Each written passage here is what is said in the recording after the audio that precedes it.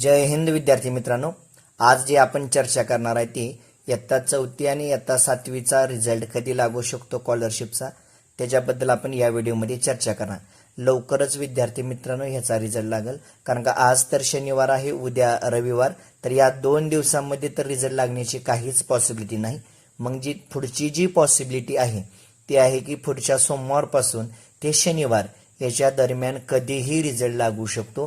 कारण आता आपला पेपर होऊन बराच वेळ झालाय आणि अजून रिझल्ट लागला नाही. तर संभाव्य जो रिझल्ट आहे तो रिझल्ट कधी लागू शकतो, तर येणाऱ्या सोमवारपासून ते शनिवारपर्यंत कधीही रिझल्ट लागू शकतो.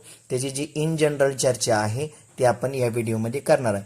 विद्यार्थी मित्रांनो, रिझल्टला तसा फारच उशीर झालाय.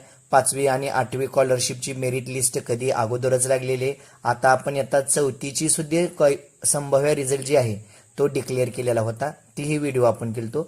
तर बघा, जुलै 13 ते जुलै 18 याच्यामध्ये कधीही रिझल्ट लागू शकतो स्कॉलरशिपचा.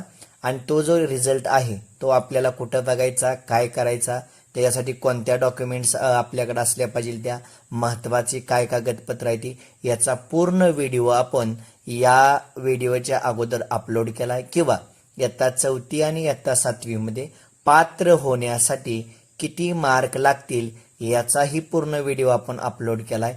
तोही व्हिडिओ आपण बघा. विद्यार्थी मित्रांनो, जर आपल्याला हा व्हिडिओ आवडला असेल तर अवश्य लाईक करा, शेअर करा आणि आपल्या चॅनलला सबस्क्राईब करा. जर तुम्हाला काही डाऊट असेल तर तो डाऊट तुम्ही या व्हिडिओमध्ये कॉमेंट बॉक्समध्ये करा. त्या डाऊटला आपण 100% उत्तर देण्याचा प्रयत्न करू. तोपर्यंत जय हिंद, जय महाराष्ट्र.